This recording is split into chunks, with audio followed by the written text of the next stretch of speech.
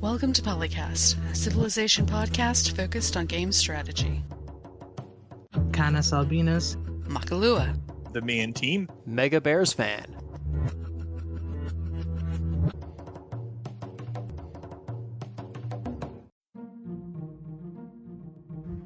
I don't know if you've noticed, but I did have to change microphones a couple weeks ago because a certain somebody by the name of Liza chewed the cord to my microphone, so it got all staticky when I was trying to use it, and it's like, oh dear. And I see the stream is live. So let's begin. Welcome to PolyCast 434. I'm Makahlua. With me, as usual, CanusAlbinus, Don't get sick. It's no fun. MegaBearsFan, I generally try not to, but now that I have 2 children, I feel like it is inevitable. and TheMeInTeam. in front, behind, and to the sides. Yes, that is all the directions the germs will get to you. A teenager and a toddler. Not just the germs.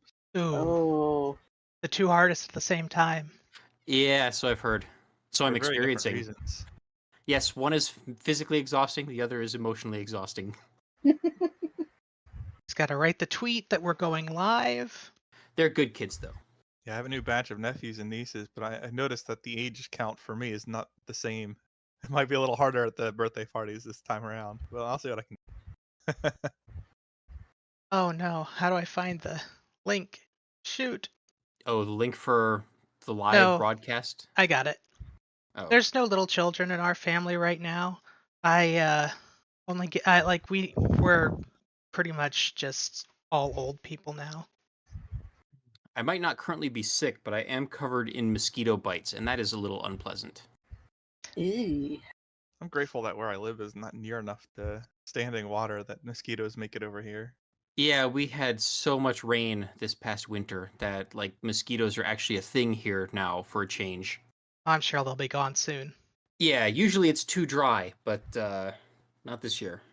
So we actually had to put out a bug zapper out in the backyard and a couple in the house as well. I hate the smell of bug zappers. It's an interesting smell, that's for sure.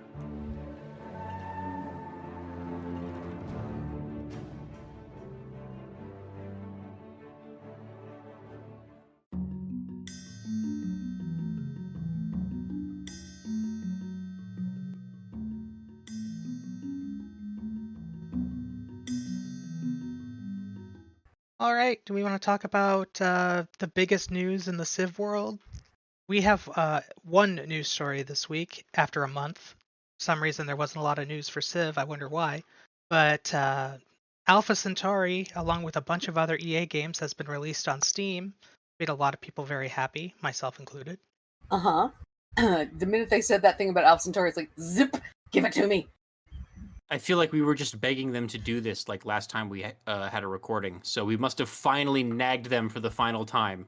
I doubt that's what caused it, because it was also all the Command and Conquer No, games. Camus. No, it was us.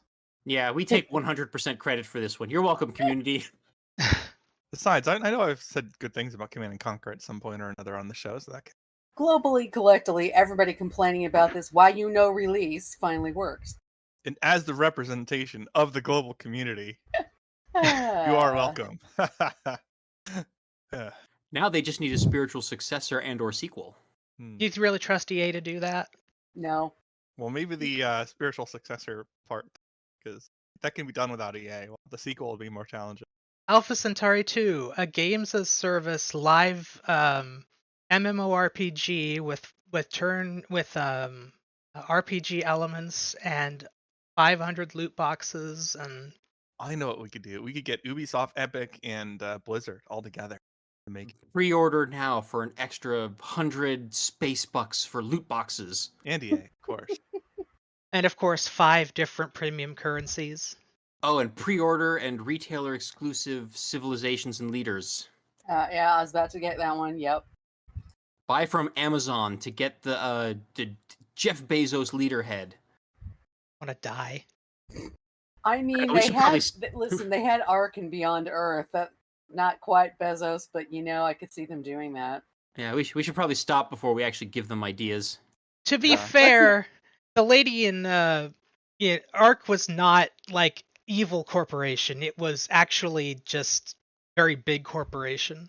So I wouldn't say that Ark is any way comparable to Amazon, but Well, you don't get to see everything they do in the game, so you don't know. They, well, they probably aren't.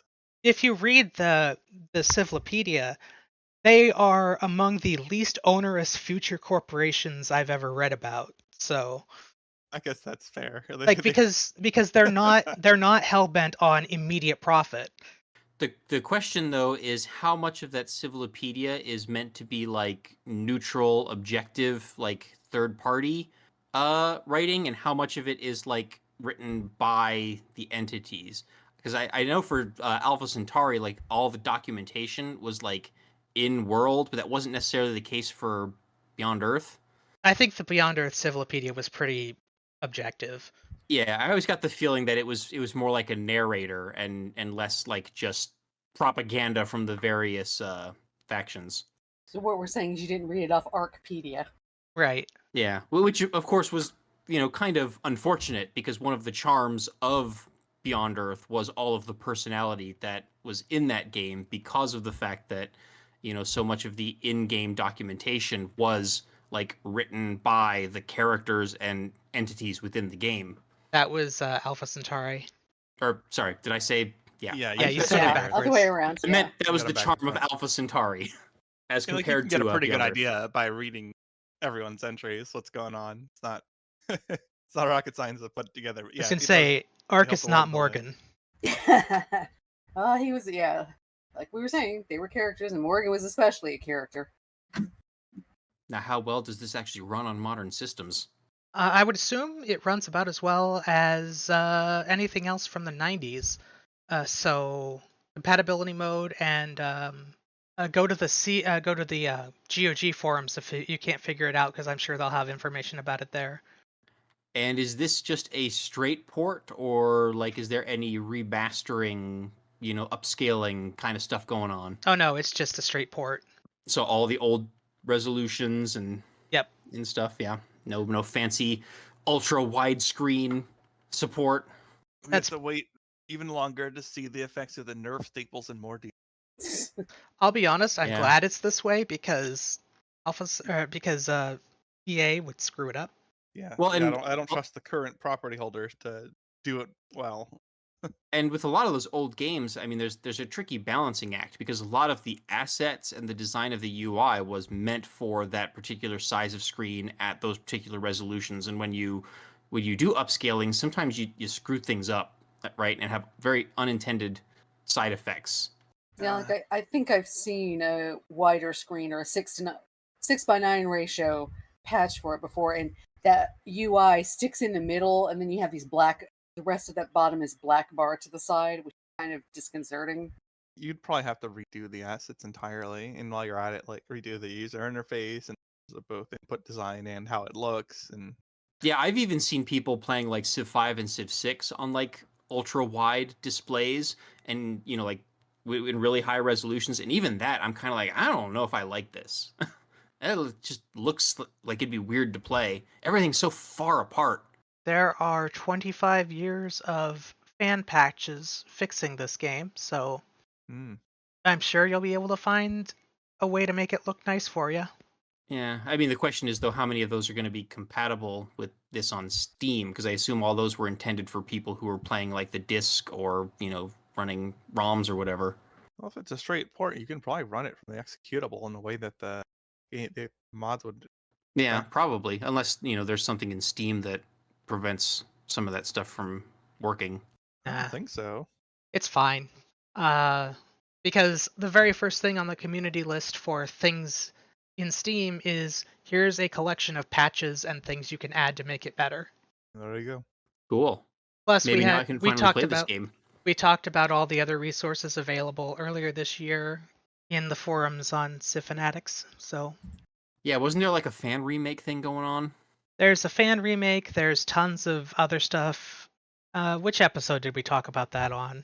It was a few episodes ago, but yeah, an official release on Steam kind of takes the sails out, or the wind out of the sails of a fan remake, unfortunately. I don't think so. I think that Yeah, even if we just get to the point where it's more adaptable, like we're talking about, works better on the modern monitor, and they had other changes they wanted to do. That still, it's going to go because there's still there's games even older than that have remakes and stuff, and no, that's not going to make them stop. Oh, I mean, for sure, there will still be an interest in that. I mean, there's going to be people who just don't want to buy from EA or from Steam, who will, gravitate towards that automatically. But I think that there might be a little bit less interest since people can now get this officially. Unless, of course, EA botched it and it is like a crappy port that doesn't play very well. And then there might be increased interest. I'm just going to say this about Alpha Centauri. There will always be a demand for a remaster because the controls in the original game are not modern by any stretch. Yeah. And to people with modern sensibilities, it's cryptic. Yeah, especially if you don't have the instruction manual sitting on your lap right there in front of you.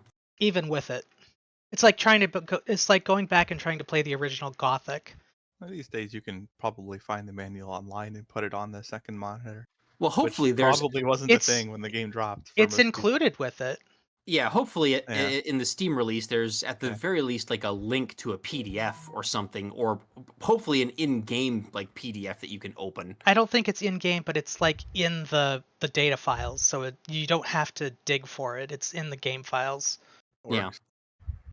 Yeah, I remember a lot the old, 90s PC games having those big like fold-out posters with like all the controls and keyboard shortcuts and stuff. Tech trees.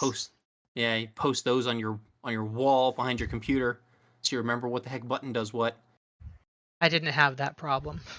You just push every button until it works. But I was a child then. Yeah, I wasn't playing a whole lot of games at anywhere near like competitive levels at that point.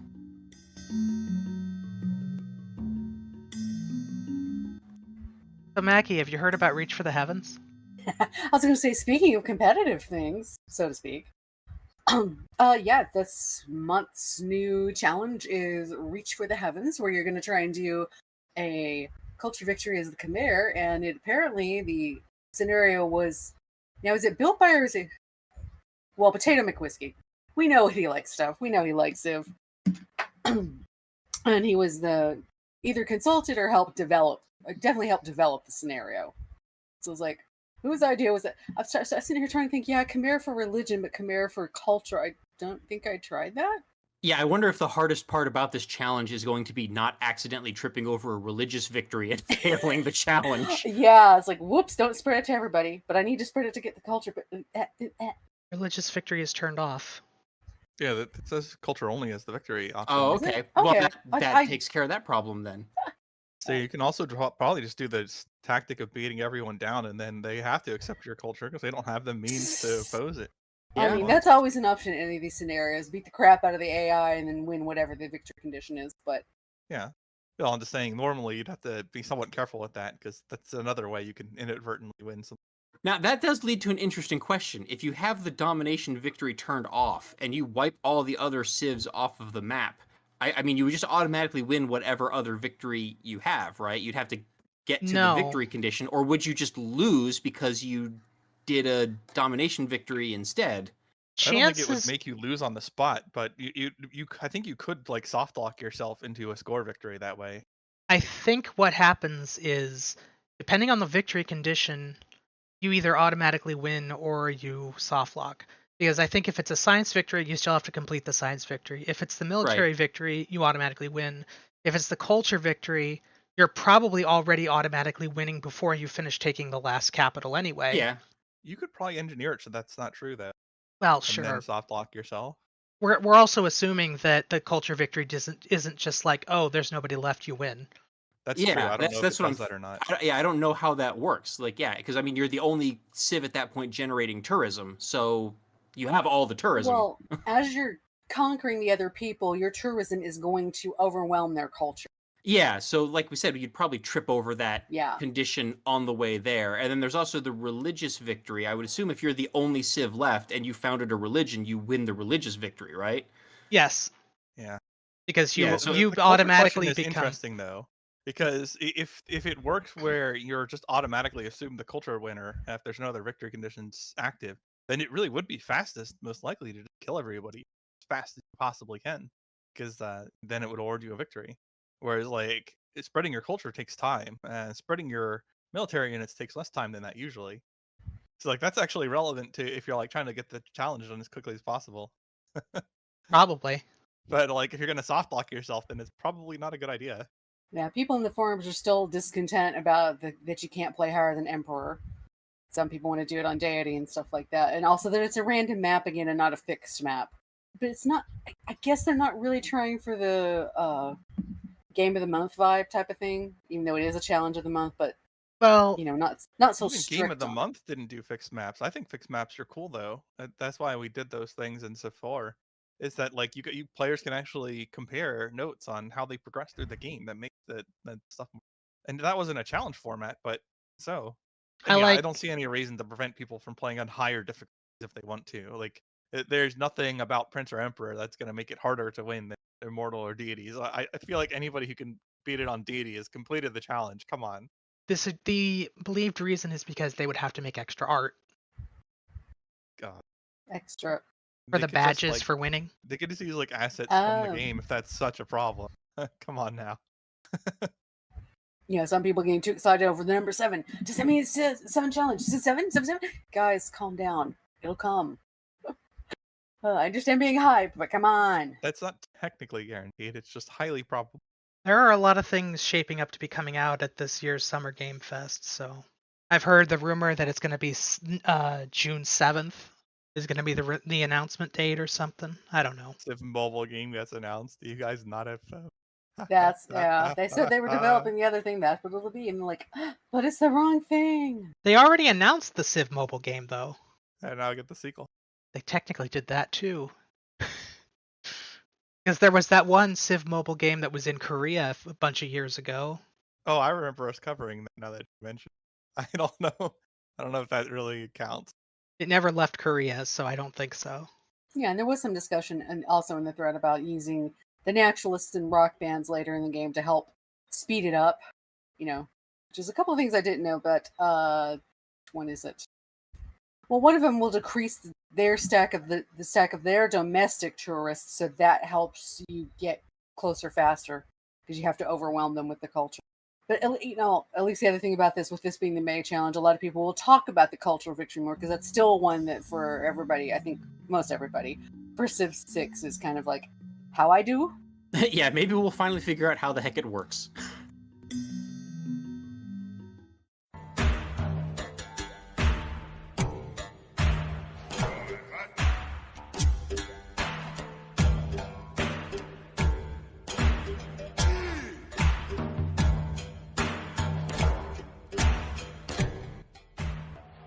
Okay, moving on to a different topic entirely. One that's, of course, dear to my heart here. Speed of Civ 4, 5, 6, question mark 7? An ascending trend, question mark? This is by Lazy Sweeper. And basically, the opening post is talking about the speeds of the Civ, mostly the tween turn time. Although, I in my player's turn time is also relevant. But this is mostly about between turn time and how Civ 4 is by far the fastest of the 3 newest games in that regard. The one thing I don't agree with here is the quote unquote trend aspect. Like 6 is faster than 5, and like there's not enough data points to get a trend with any confidence. So I don't know.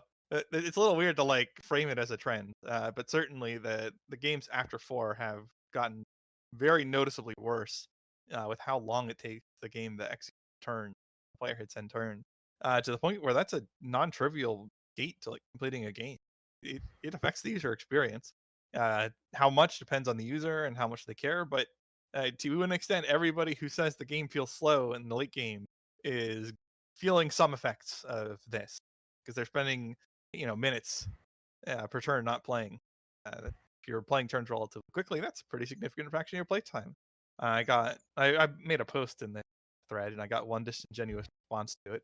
Other than that, haven't engaged too much in the thread directly. Yeah, in previous Civs, like I was content to play it on like normal speed or even attempt marathon style games, but in at least with 6, I have to have it at least on quick because everything feels like it takes so long. You know, it takes like this many turns to build a warrior, this many turns for a settler. Why does it take that long? I mean, maybe it's because I played too much of the multiplayer and I'm used to it being a bit faster, but at the same time, even with that higher speed, when you get to the end game, it just slows to an absolute crawl. Now It's that you like, mention it, I haven't looked at build times versus like production cost between the game. Like how much production is realistic to expect in a typical city, and how much do units cost per era in that city in the various. Because that's also going to be a factor there, in addition to turn time. Well, unit costs, I think, are 2 to 3 times what they were in Civ 4, because remember, Civ 4, you were building large stacks, and in Civ 5 and Civ 6, you're supposed to be building smaller Yeah. armies. So, but that's a difference in design that isn't necessarily just a scaling. Well, sure, but issue. all these things play a role in end user experience. And I mean, in principle, you probably want fewer units than you wanted in Civ 4. Like you could easily Yeah. manage like 100 to 150 units in Civ 4. That sounds like an absolute nightmare, even in Civ 6, Well, which and relieves the stacking thing a little bit. and So- also remember going back to vanilla Civ 5, how painfully slow that was at release, because like build times were ridiculously slow. There was very little production in the game. You know, they had to patch in a bunch of new sources of production just to make it so that you could like finish a unit within an era. yeah, it was pretty time.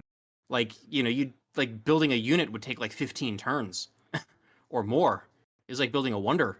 yeah, and in 6 it scales with the game speed, but it's strange that normal still feels too slow, even with all the production things we got. I know there's some things like you play Mali, and of course you don't have the production because you're supposed to rely on gold. But yeah, it's just still too long, too much somehow at normal. Yeah, I still like a big part of this is that one more turn is 5 minutes and not less than 1 minute. That makes a big difference. At the beginning of the game, it can be less than 1 minute, but later on, absolutely, it just Yeah. there's so many things, and there's so much management. Like if you're trying to do, I mean, okay, on Conquering, you're gonna have a lot more units to move and stuff. But even in a normal peaceful game, there's so much of moving things around and everything that takes like 5 minutes, and that should not. Some of it's just waiting for the game to flip to the next unit. Yeah, and that takes way longer than it should. And if you Yeah. try to outspeed the game, you get, at least the last time I played, inconsistent input buffering, which is the worst kind. And also just like the extra tedious overhead of having to move units one at a time instead of in large stacks. Yeah. Well, there too, if you could do it fast enough, it wouldn't be a problem. You can make controls that, and it's never going to be as fast to move 100 units separately as together. But if you're trying to move like 20 units separately and you can give them all orders in less than half a second each, that's not that big of a time burn turn. And like a lot of your choices with those units are meaningful too. So like if you can actually give your 20 unit army orders in less than a minute, if you have the cognitive ability and practice to do that, then it's probably not too bad. The problem is that ever since 1 unit per tile has been implemented, they've never designed the game in a way where that's possible. Well, and on top of that, you have the exacerbating circumstance of it's hard even just to queue up a multi-turn movement, because a lot of times if anything happens that obstructs that unit's movement, like they go into the fog of war and uncover rough terrain, or there's another unit blocking the path that they're supposed to take, like sometimes they'll just flat out turn around and start going the other direction. Yeah, ever since that was implemented in Civ 5, I've argued so strongly against it. It's such an awful choice from a UI design perspective. Like, just doing the very simple thing that even games in the 90s knew how to do of interrupting the unit's orders and making it like making it on your queue for things to give orders to again is better than Yes. that, and it's better than So- it by a lot. Yeah, so like you feel like you have to move all of your units one turn at a time, because if you don't, then they're not going to go where you want them to go. Yeah, And not being able that to trust is the game is awful. Yeah, that is immensely frustrating, and that also slows down the pace of the game tremendously. I've never had It's a that big problem, but I've also never had a 20-unit army. I've had more than 20. Some of the CD multi-front wars. And then, of course, another exacerbating factor on a personal level is, you know, I'm not a 20-year-old college kid anymore like I was when I was playing Civ 4. I don't have as much free time as I used to. I have a lot more pressures on my time. So increasing turn times are, you know, not only are they longer, but it's also felt more acutely because I don't have hours and hours and hours, to stay up till 2 or 4 in the morning and play the game like I Yeah. used to. Yeah, if you've only got that 2 or 3 hours maybe in the evening and you can only get through what 20 or 30 turns in that time, and that's silly. Yep. Maybe it's just because I have a really nice computer, but I don't really have a problem with in between turn times. Like even in the late game, it's not that bad for me. Well, It'll how bad is depend. not that bad? Like, what have you timed it? 5 seconds. Oh, that is nice.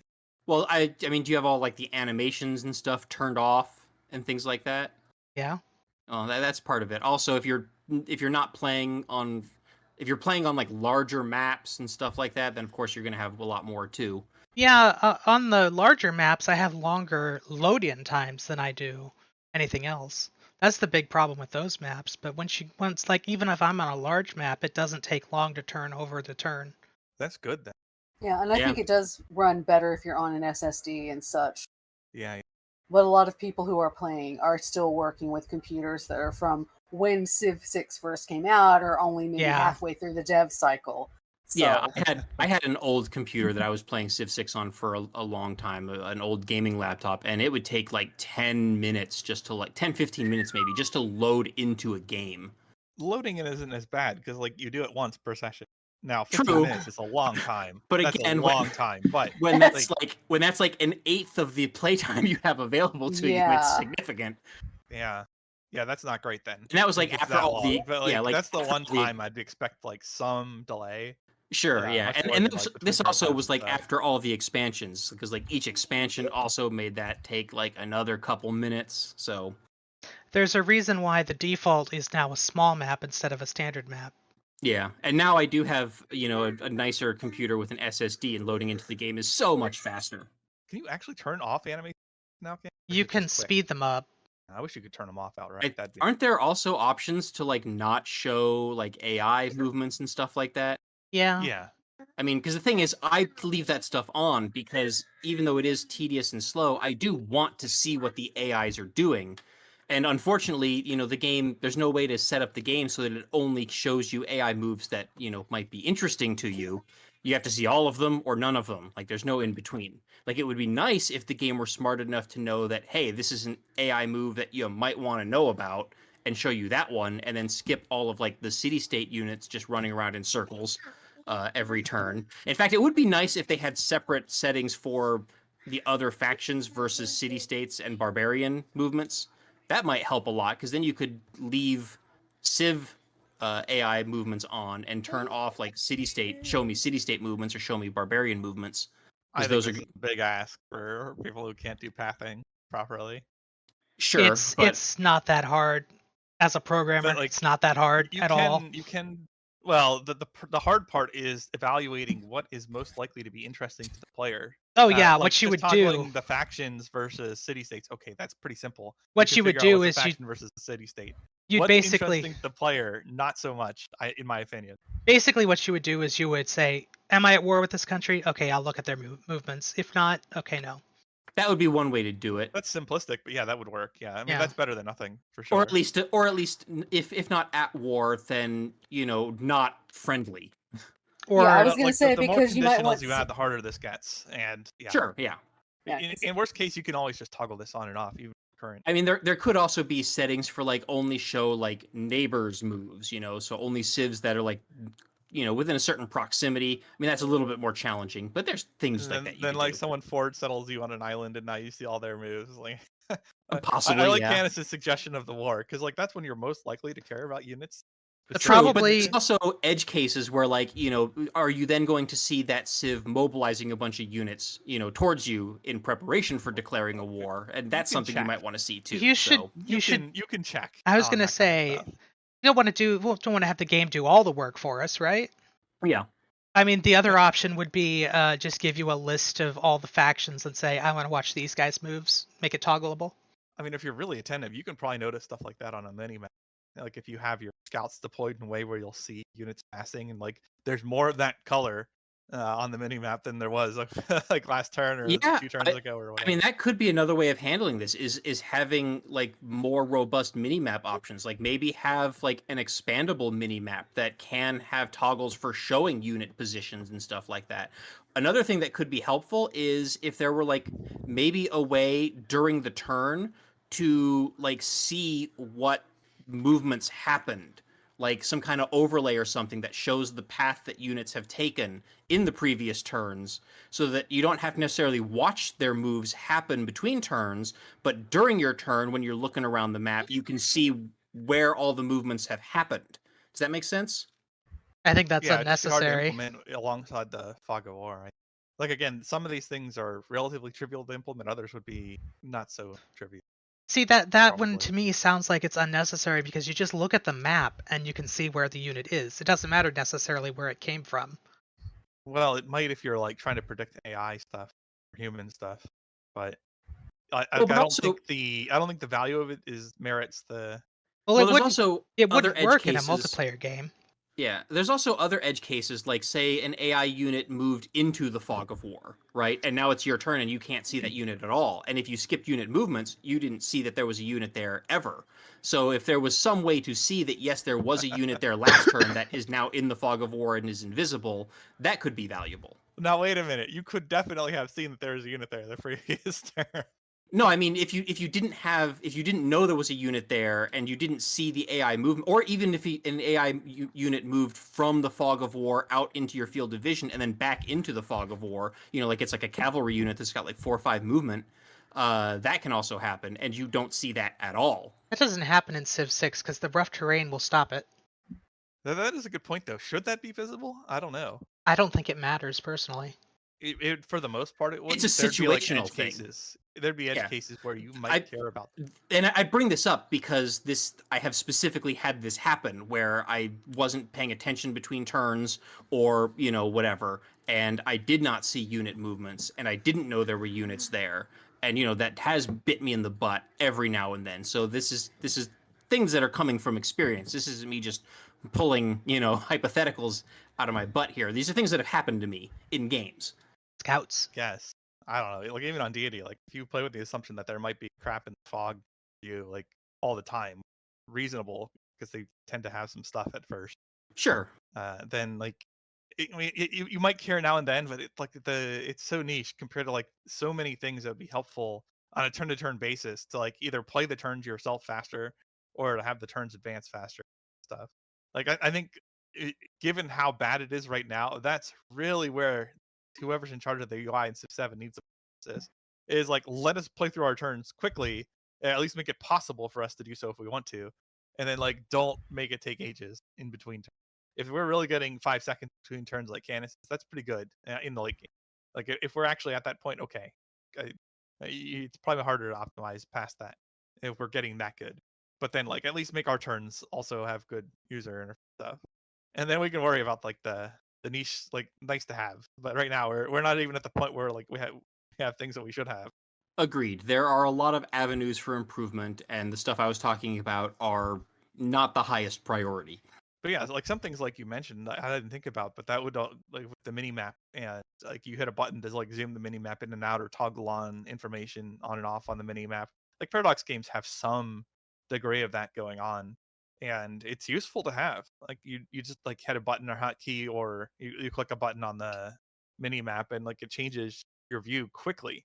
Like you get a bunch more information at a glance that you can play with it on all the time, or if it's too noisy you can toggle it on and off as you want it, and like stuff like that makes a big difference in player experience without really needing to do any like algorithmic decisions for the AI or decide how this should work or how the presentation should look all the time. Like just having options like that big.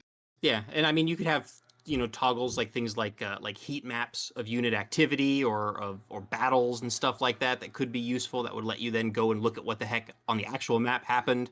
Yeah, there's things that could be done with the mini map that would make a lot of things in the game more readable. If you're gonna have one, you might as well. And there's already multiple lenses on the mini map, so it's not like this is something that's like impossible from a technical standpoint. Well, they have multiple lenses on the general overlay too. Yeah, just unit control and pathing would be my maybe my top ones to fix for Civ 7. And Yeah, I will say well, fix because and it's those bad. actually affect how the game plays. Like those are also gameplay Yeah. issues too, right? Because you don't want your unit just turning around and going the wrong way without like you telling it to. Yeah. Like that's affecting your strategy and your tactics. And I hate like clicking to move a unit in multiplayer, and then like I wait to see if it happens because I'm also trying to order like 3 or 4 other units back to back to certain spots, and my ability to do that is contingent. That like I have to wait and visually confirm that the thing did what I ordered, because otherwise the unit is in the way of the next unit, and it will like screw up the pathing of the next unit because it can't take that path. It's awful. Like I really hate the inconsistent input buffering. That one miserable. And with the connection issues, you're gonna have some latent fun, whatever. But they got to do input buffering better than they're doing it.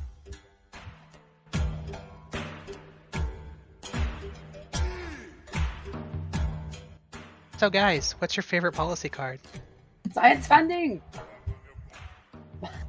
By which I mean the first one is the 100% adjacency bonuses for the campuses. Is that I'm forgetting the name. rationalism? Yeah, that's it. Thank you. And it gives you bonus every time for more than 10 civs and more than 10 pop and more than 15 pop. Mm-hmm. Yeah, and it has there's also there's an early game the early game version that just gives you a flat 100% adjacency bonuses too, because between the two of them, you really skyrocket the science if you've been building campuses and stuff. Yeah, and those early ones, like that's where adjacent's really nice, because like unlike the other ones, you get those early. Like Mackie says. Now, that's not my favorite. Those are very good, but they're not my favorite. My favorite personally is ones that let you more tiles per turn. Let you what? More tiles per turn? They let you can move your military units further. Some of them are conditional, some of them are not, but all of them are really nice. So like blitz and stuff like that. Yeah, or even the one that's like if you start in friendly territory, start move. Well, when you capture a city, that's now your culture. Friendly so it's territory. Friendly territory. It's like you can consistently have 4 to 5 move like infantry units in the mid to late game, and that's really helpful. So I don't know if, changes how I fight wars, and the sooner I get that going, like the nicer the wars feel. yeah, especially considering how tedious it is to, move units one turn at a time, like we were just talking about. Well, sure, but now you like your military is straight up stronger because it lets you do things you otherwise couldn't do in terms of like attacking enemy units, catching things out, finding things, and then moving stuff in position to shoot them, or even just like closing on cities. Like the rate at which you take cities increases a lot because you're basically more than double. You're either double or more than double the speed. So like now you can take a city and it'll like flip in like 3 to 4 turns. Well, you don't care because you're gonna take the next 2 cities in 2 to 3 turns. So now there's pressure on the first one before it flips. Like this stuff makes a big difference in your progress. Yeah, I don't know if I would say that these are my favorite, but I think the ones that I run the most are probably the early game cards. There's the economy card that just gives you +1 production in every city. And I feel like I run that for like half the game, every game I play. And then conscription, which just reduces unit maintenance costs. Like I feel like those are just the ones that I always have slotted for like until they become obsolete. Yeah. Yeah, if we're talking like I would answer differently if we're talking like what's giving you the most value across a game versus just like what I like having. Yeah. Because some of those things are like workhorses, but they're not like that exciting. Like this is obviously useful. I'm gonna take it every game, but like I don't get that like feel of joy when I added this. I'm like, oh yeah, this is nice to have. I'm a little stronger now. Feeling of joy would be like you're Phoenicia. You build 5 cities on your home continent and then 1 city on a foreign continent. Then move your capital to the foreign continent and use the colonial taxes and colonial offices cards. Yeah, that's exciting. Yeah. Like I'm not gonna knock the value cards though, because they're good. Like I use them too. It's just not the same. They don't make favorite even though they're good. I like the one that Merchant Confederation, which is just free gold for having an envoy. Yeah. Oh yeah, because you can stack that, especially if you're envoy heavy. So much cash, even in a not so envoy heavy game. And I use it a lot in multiplayer as well because I usually have envoys over the place, and that little bit per envoy stacks up, especially when there's a lot of city states involved. And I end up taking because I do Classical Republic. I'm getting terms wrong today.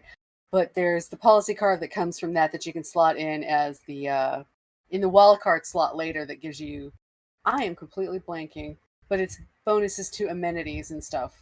New Deal? Well, no, that's late game. This is early game. Early game. Let's go Classical Republican Legacy, I think. There we go. Yeah, because especially in that middle part, because it's still early and you're still expanding, and sometimes the cities can grow quickly, and that way you get the extra housing and the extra amenity in there, so you have a little extra time to build up the city. What is it? Raj is also really good if you've got barbarian barbarian clans on, because you get a lot more city states and a lot of them don't get met. Yeah. They're like, here, have 3 envoys and nobody will ever see you again. I know Phil likes the ones that are just unit maintenance -1, unit maintenance -2. Those are certainly nice. Also, war and weariness -50%, -25%. That's more situational for me. Like, depends on how far I am in the game and how much war weariness is really impacting me. Because like once you start rolling, you're not fighting particular civs for that long. Because like you crush their army, then you take their cities within like 5 turns to 10 turns after that, and then like that war's over. So like the war weariness is not, it's not as crucial as like being able to move quickly. Conclusion, In a sense, I'm moving bad at quickly war. saves more war weariness. And it's the same thing with maintenance. Like I do like maintenance stuff, but if I have other things that make more money than the maintenance, then I'll just take making more money instead. So you know, those are not, they're not as favorite for me, and they're not necessarily as strong either when it comes to just like militarily beating stuff down. Now, don't get me wrong, I take them sometimes, but they're not as powerful.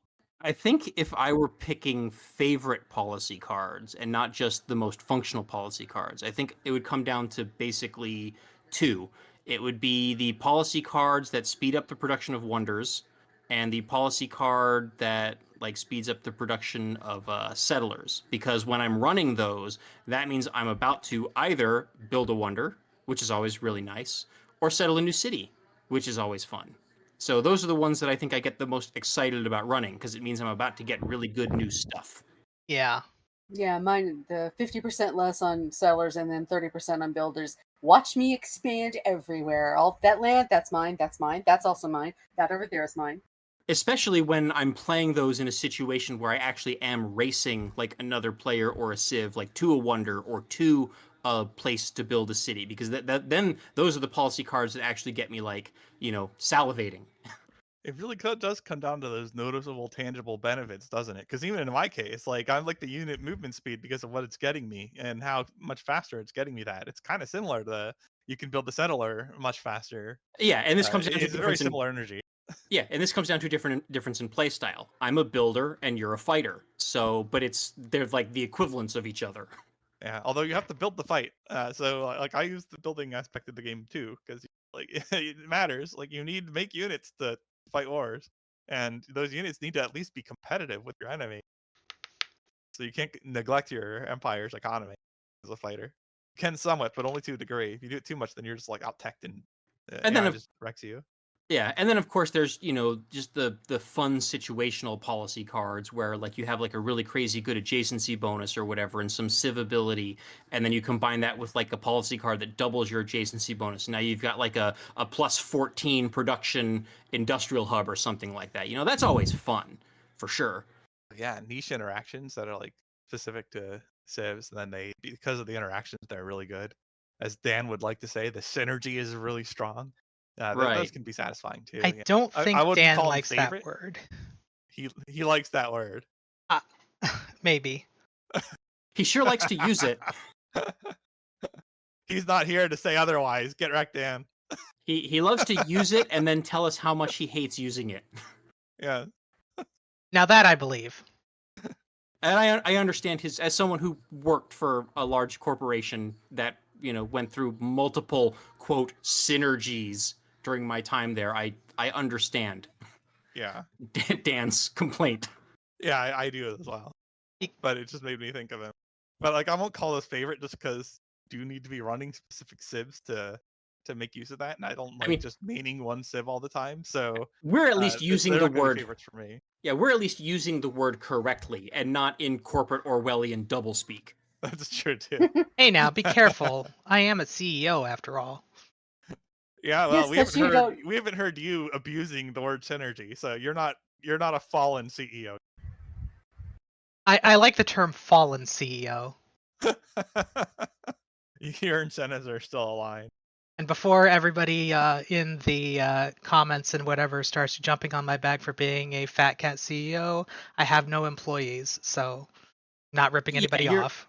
You're not the CEO of a multinational, multi-billion-dollar company that's on Tuesday reporting record profits to shareholders and then on Wednesday laying off 5,000 people and closing down game studios. Right.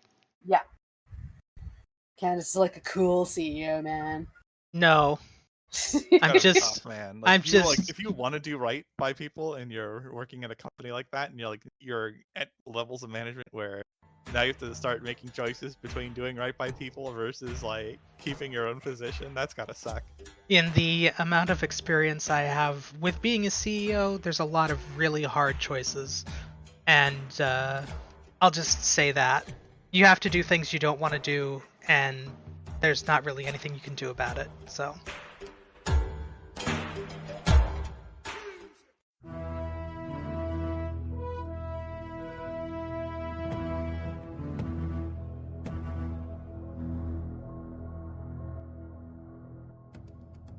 should we talk about things we want back from older civs? This topic that we've had on the list for like 5 months that is finally coming up. I would be okay with talking about that, sure. Let me just find that topic. So back in August of last year, the user, Pokeel? Yep.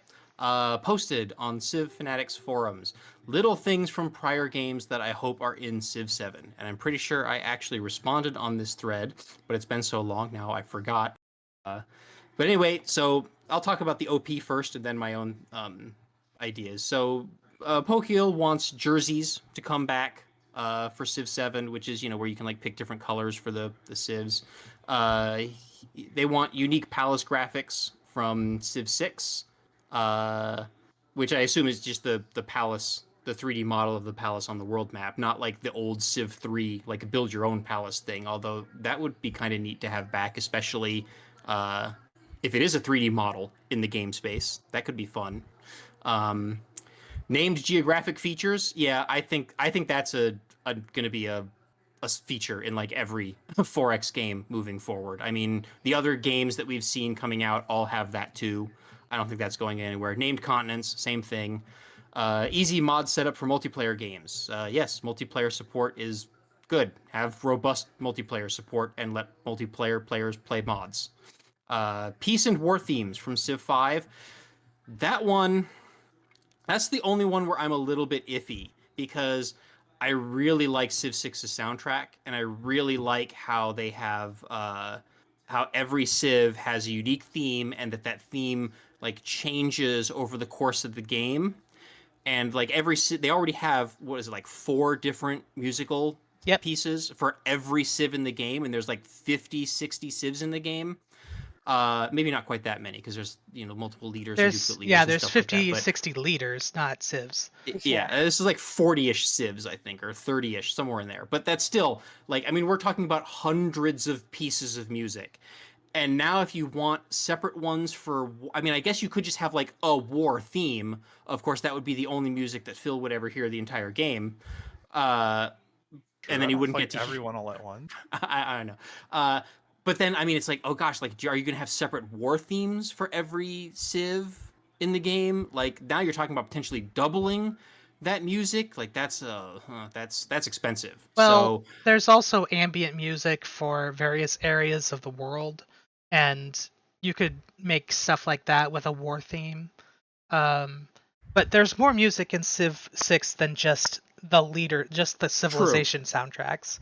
True. So I'm not saying don't do this. I'm just saying I like the way that Civ 6's soundtrack was handled, and I would prefer to see that than to see like Civ 5 where there's just a peacetime theme and a wartime theme. Personally, that's me. That's fine. And yeah, if sure, if they're gonna have the different music for every Civ and then also have like a war theme, like sure, that's fine, that's doable. I don't mind that. What do we got? Different graphics for terrain on different continents. Again, I think that's going to be a mainstay for these sorts of games moving forward. I mean, he says Civ 5, but Civ 6 did that too, right? Civ 5 did it first. Yeah. Atolls and reefs. Yes, more water geography, more things that makes water not just a solid chunk of nothingness. 7.8 out of 10, too much water. Yeah. And also just things to make naval play more interesting, like have defensive bonuses in water, have things to explore in the water. It'd be nice to see like abysses and trenches out in the middle of the ocean that you can send like submarines or something to explore and get some science from them, or their natural wonders or something. Like just more things to do in the water, I think, is generally good. And more resources and stuff like that. We probably don't need a bunch of modern stuff that nobody before 1950 could really interact with, but there's plenty of stuff in the ocean and then the waters of the world in general, that is not locked behind modern technology that could still be added to the maps. Sure, yeah. And then the last thing that the OP posts is the We Love the King Day from Civ 5. Okay, yeah. It's like the most inconsequential thing. Now, personally, me, and I've been on this soapbox for years, the thing that I want to see back is hidden nationality on privateer units from Civ 4 and Civ 4 colonization, where other players' privateers look like barbarians to the other players, and you don't know who owns the ship unless you sink it. So you don't find out who owns the ship when you sink it either. You only find out by finding who popped the Great Admiral. Well, sinking a privateer should at least have a chance of revealing who commissioned the ship. But yeah, that would be my thing, because I think personally, I think one of the reasons that naval play is so stagnant is that one of the reasons that our large intercontinental empires, the British Empire, the Dutch, the Spanish, the reason they had large navies was because they were protecting their shipping from pirates, and from also from privateers that were commissioned from other rival countries. And in Civ 6, like, unless you're at a state of war, you don't have to worry about like your trade units getting sunk out in the middle of the ocean. I mean, maybe a barbarian caravel shows up every now and then and sinks one, but it's not like a pervasive threat like the way it has been. So you don't have to build a large navy to protect your shipping. And I think if there was a risk that even during peacetime, the other players might be doing some piracy, you're going to be building a navy, and you're going to be using that navy. I want to be able to claim resources without having to build cities in the tundra. Yeah, so the colony, some kind of colony mechanic like from Civ 3. Yes. Yeah. Don't forts... I know in Civ 4 and Civ 5 forts claimed underlying resources. Do they not do that in Civ 6 anymore? But they have to be in your territory. The colony is outside your territory. Have to be in culture for that door. Oh, you can't build forts in neutral territory anymore? You can, but you don't get the bonus from it for. Okay, yeah. So you don't get the resource. You get the defensive bonuses, but you don't get the resource stuff. Mackie, Phil, any suggestions from you? I want Civ 4 UI controls and then improve them. Phil's answer is just, I want UI improvement. Yeah. It's such a big deal that it's going to dominate my list. Demographics, top 5 cities in the world. All that stuff is secondary. I just want the controls to be good first. Don't get me wrong, all that stuff would be nice to have too, but at the end of the day, I'd like to be able to like implement the choices I make in the game without having a significant amount of time to. I think I wish at least a couple of mods I play with that are integrated in. Like there's one that shows on the policy cards, if I switch to this policy, what am I going to get out of this? How much gold, how much culture, whatever that is. That makes my decision making a lot more informed. There's a little bit of information. I can't flip out of the policy screen to go look this up. I can't keep all the... I can't sit here and math all the yields that would be off my empire, which also the empire reports could be a little more organized. I think I that mean, mod would also be gives me better huge with empire the reports. policy cards. That's true. Yeah. Yeah, the policy Yeah. cards. Because It's the bigger hard to you see. are, the more like mathing that would be, and like Yeah. trying to legitimately math it all out in advance before you put the card in without that information presented to you can be like just an awful time thinking. Actually, try that. So yes, having something like a mod like that put into the, I mean that is a straight up major UI improvement. That's an example. It's not an input efficiency, but it's still, well, it kind of is, but major time thing. Yeah, Yeah, and 'cause along the lines of, I think you had mentioned like more Empire overview sort of things. Like another thing that I missed from Civ 4, and I think it was also in older games, was the web of diplomatic relationships. There was that screen where it showed all the leaders, and then like the green and red lines and blue lines and stuff like that, connecting like who was at peace with who and who had treaties with who and who was at war with who. Yes. That would be a very nice thing to have back, so they don't have to click through every single leader and be like, "Hey, do you like this other Civ? You want to go to war?" Like a way to just see like who would be a good person to go to first for like some kind of diplomatic deal. Yeah, If I because those remember things are correctly, within the actual diplomacy screen because you can see the different icons on the other leaders, but having it laid out in a more graphical, easier to understand format would be great. Yeah, there's no one screen that shows all of them. Like you have Yeah. to look at every single leader to see Individual who they're. leader. Yeah.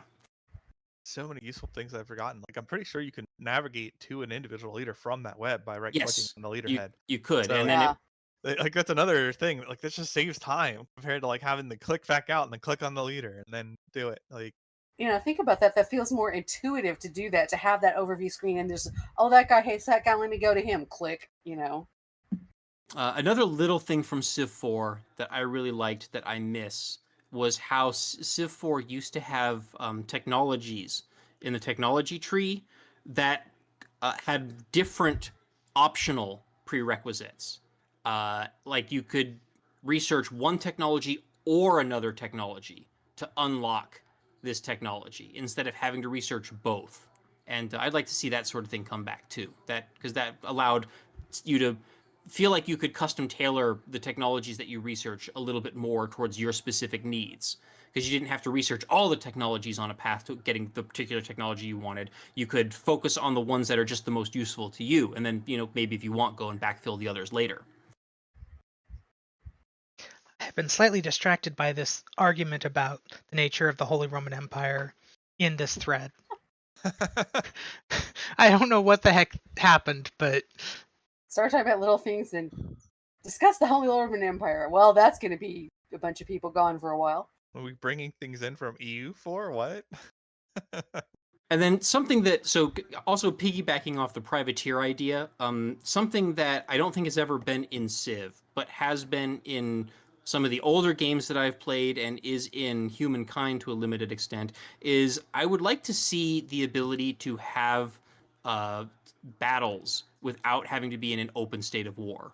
I would like if instead of having to declare war, you start out in just like a neutral default state, and then you actually have to sign a non-aggression treaty in order to not be able to attack the other players. this is not And- something that's being added, being returned. This is a new topic. Yeah, well, right, and that's what I'm saying. Like, this is something that I've seen in other games that I would like. That's similar to the privateers thing, where there's a little bit more conflict from the other players, and then maybe you could even have like land-based privateer units, like a bandit unit or something that is functionally similar to a privateer, but is a land military unit. Is there anybody that sees an AI settler that doesn't declare on it instantly? That's exactly the case I was thinking of. Yeah, I like want that neutral. I don't think When I don't think it needs to be in the game as a specific thing because it's already in the game as it is. Well, a bandit unit is something of a different role though. That means you can like fight without. Well, I want some bandit horsemen that can go pillage, even if I don't get a gold return or a faith return or whatever from that. Let me pay some guys that I can control to go let loose on these guys and slow them down without formally declaring war. We have that in the Barbarian Clans mode. Well, yes, but you can't direct them. I was trying to say we're talking about the bandit units. Probably phrased that wrong. If I want to be able to build some bandit units so I can send them to do that and let me control what gets pillaged. Land privateers, basically. Yes, Or- I want some land privateers.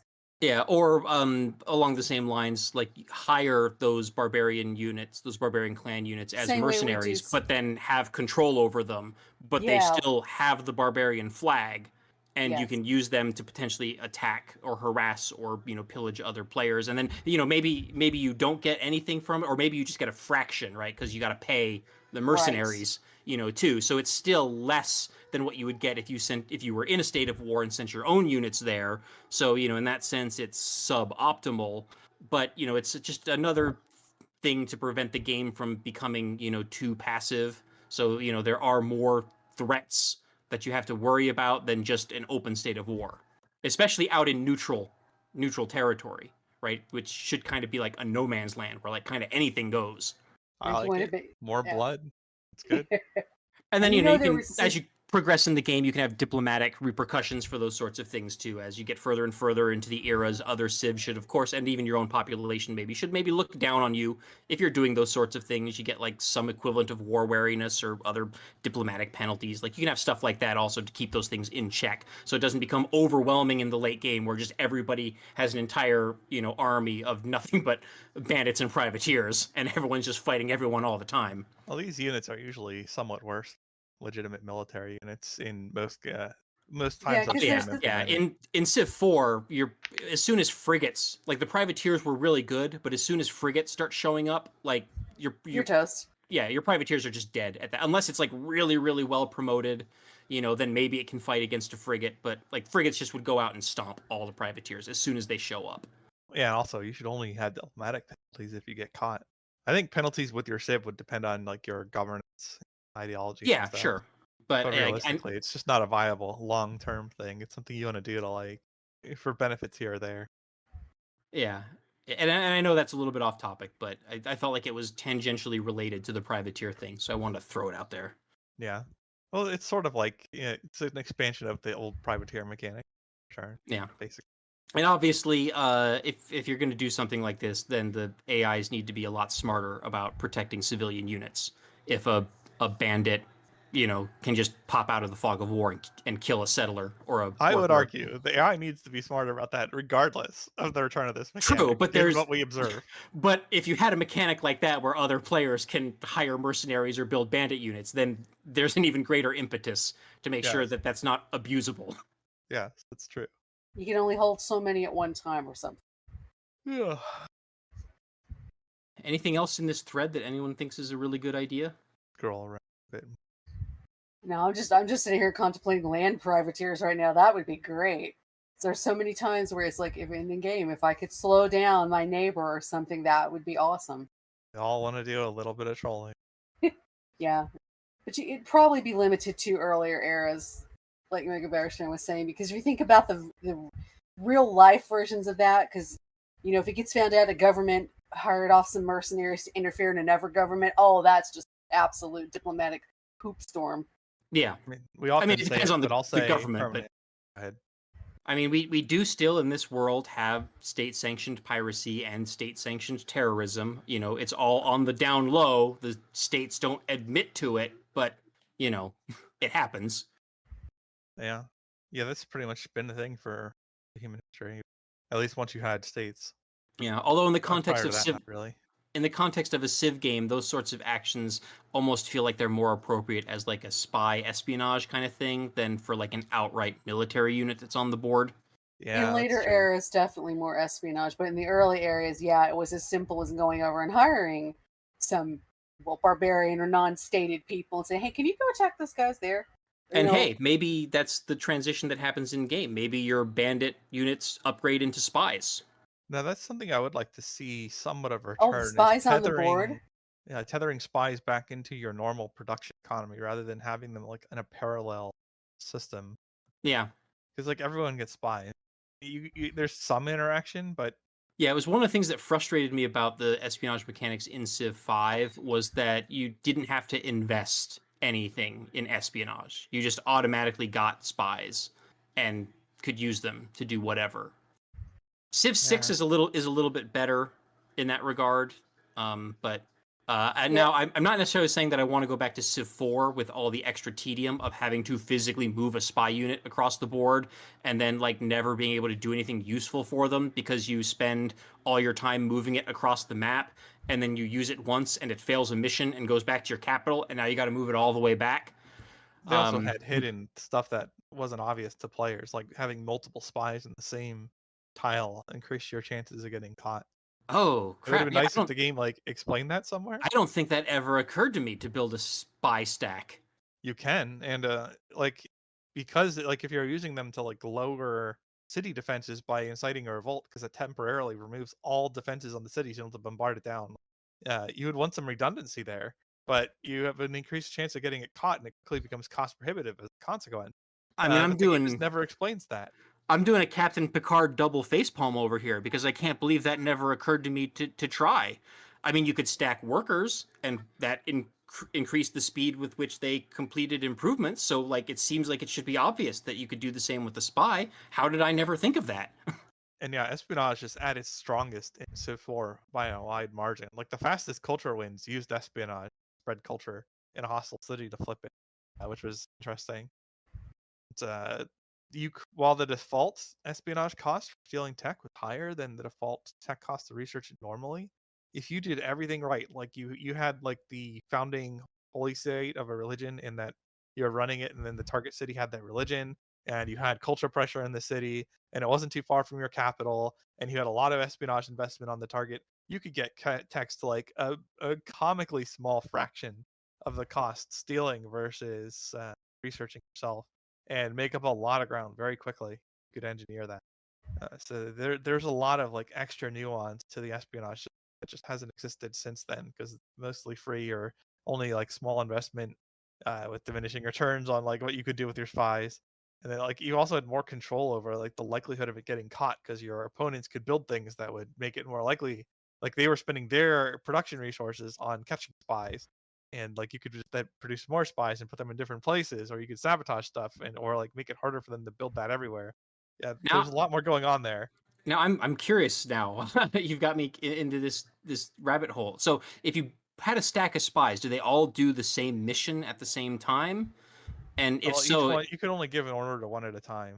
but having multiple ones on the tile like increased the likelihood of its success? No, it increased the chances that you got caught, Oh. which is annoying. However, like you still like sometimes you wanted to do it to make sure that at least one of them would succeed in the mission. So there's a balancing there of like how much you want to invest to make sure this happens versus you're more likely to lose your production. But if the spy gets caught on that mission, it's only the one spy that gets caught. It's not the whole Correct. stack, right? Correct. Oh, okay. So like it's like basically diminishing marginal utility. Like you put in more hammers, and your chance of at least one spy doing it successfully goes up, but you're also more likely to get caught. And you only have a chance of getting caught every turn, even if you take no action. And spies got up to a 50% cost modifier on their action if they were stationary for 5 turns. So like it was prohibitively expensive to put like 10, 20 spies into a city and like stand them there for 5 turns and then do the action. But it could also be prohibitively expensive in espionage points to just do actions without buildup. So there's a lot to consider there. Yeah, And I remember that was also just dependent on how likely your opponent was to catch you. Yeah, I remember the espionage point economy being very difficult and frustrating in Civ 4 because so much of it would get wasted on failed actions, and that was so frustrating. Well, if you fail the mission or get caught, you don't lose the points. Oh, okay. Spy. What I are we say just talking lose the spy, about? but like there's a lot of like turn build up to accomplish that. I stepped away for a second. I gotta come back, and now we're talking about spies. Yeah, and in the various games. I mean, it's loosely related to the topic in that. Oh, right. We're still on the Espionage class could topic. Okay. Espionage certainly could see some overhauls and some return of previous consideration, better system, Civ 7. Yep, But I that's don't know if I want to like completely copy Civ 4's espionage and paste it into a new game. But there are a lot of things that you had to consider with Civ 4 espionage that just haven't been a factor since then, and some of them were cool. Well, well. I definitely don't want to copy having to, again, the tedium of having to move those spies across the map every time I wanted them to do something. You could move Q the city into the target city, so when you produce a spy, it automatically goes there. No, that's true, and that goes back to what you keep harping on, which is those little UI conveniences that just make things so much easier and efficient. Now, unfortunately, Civ 4 didn't, although certainly a better UI could make it so that once the spy does the mission, you could have like a toggle for it just moves back to that city again. Yeah. Or you could change it so it doesn't leave the city. That's also an option. Either or. That would be Or really powerful though. or Like, you have could append something similar to what Civ 6 does, which you get a dialogue box asking you if you want the spy to leave the city, and if so, how. And if you want him to stay, but there's a higher risk of him being caught and killed, then that's at least a decision. Yeah, you can do it that way too. Yeah, you couldn't fully get rid of the tedium, but you could get rid of most of it. And that's true with stacks too. That's why like stack movement in Civ 4 is better than the 1 unit per tile. Some of that's just due to the design of stacks versus 1 unit per tile. But a big part of that's just because Civ 4 had a better UI. So you could move stuff more efficiently at baseline. And even if we don't go back to Doom stacks, maybe we should make our unit movement more efficient. I'm just saying. Maybe that can make a return in Civ 7. Well, and as I pointed out before, the other games in this, in this particular space have done things to try to do that sort of thing. Like, I think we all played that Millennia demo, right? And you stack up armies in there, and then Humankind, you actually do create army stacks, but then when you fight battles, you deploy them onto the field and do 1 unit per tile tactical battles. So, there's ways to do that, and ways to reduce that tedium in Civ as well. And, hopefully Firaxis learns some lessons from those other games. You just made me, speaking of doing a little trolling, you made me think of like a Civ plus Total War merger. Well, that is kind of how Humankind works. Well, I don't know. Have the sheer micro real-time combat that Total War brings. True, but I mean, it's basically you have your stacks and they meet in the field, which is similar to moving your large armies in Total War across the campaign map, and then they meet each other, and then there's a screen where you deploy them, similar to Total War. Each player has a zone that you deploy your units in, and then when you're done deploying, you click Start Battle, and then you play, 1 unit per tile turn-based battle. And I think in Humankind, you get 3 rounds of battle inside of a game turn. And if the battle is unresolved, that battle carries over into the next game turn. And then you can play 3 more rounds again, and potentially bring in reinforcements as well from nearby armies or units. I think you have to unlock a tech to enable like a logistical tech in order to enable bringing in reinforcements into a battle once it's started. So the battle's also resolved like quicker in like game time, right? Like it's not like Civ 6 where you can have a siege of a city that goes on for like 100 years.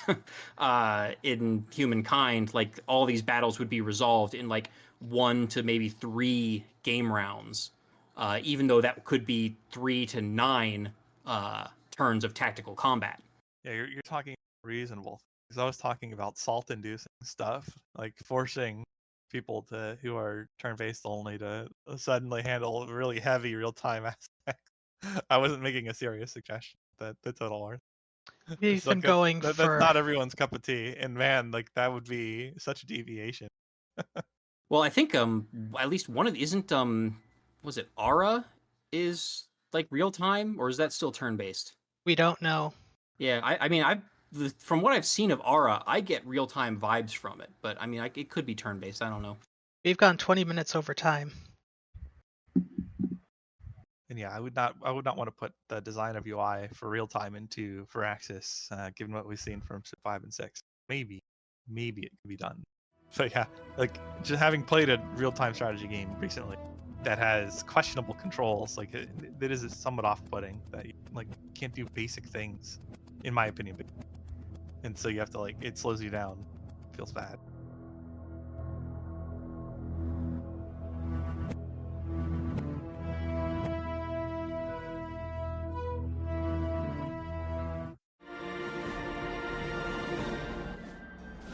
I think it's time for everybody to get out of the pool. What do you think? I was just about to say, I think Canus wants to kick us all out of the pool. Well, it's been 22 minutes out. Oh, it's been an hour and 23 minutes, so it's a lot of editing. The ever long episode. This has been PolyCast 434. I'm CanusAlbinus, who developed a migraine during the middle of this show. Not because of the people talking, though. We've also got Makahlua, Now I've got to go plot how to use my land privateers. MeInTeam, Bringing more and more APM to civilization. and MegaBearsFan. I am a lifelong migraine sufferer, so I sympathize. I have read some research that suggests that green light might help relieve migraine symptoms. So if you have any way to produce green light, maybe try that and see if it helps. I'll see what I can do. And now I'm going to bed. Okay, hope you feel better. Yeah. Yes. You didn't wait till the stream ended. We didn't have to. Okay, the stream know- is now dead. It's okay if the internet hears us tell you to have a good sleep and get rid of your migraine. Well, it's going to be in the recording at least. Canus edits it out.